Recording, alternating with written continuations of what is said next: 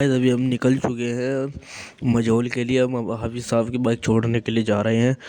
तो आप सभी देख सकते हो हम बाइक पे हैं, भी हमारे दोस्त लोग भी हमारे साथ है। देखो बीच वाले को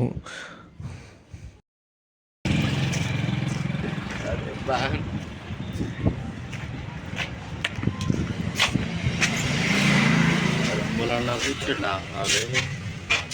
कौन है ये लोग, कहाँ से आते हैं ये?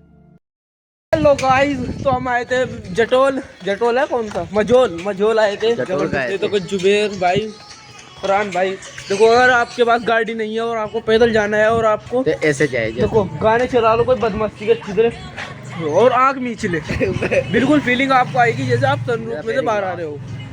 बिल्कुल वही आती है फीलिंग। देखो गाना सुनाओ,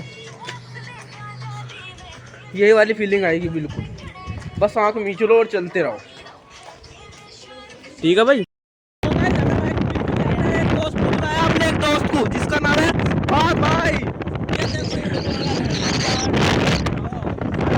ये होती है भाई दोस्ती। दोस्ती करो तो ऐसे लोगों से करो, नहीं तो अपनी कान मराओ।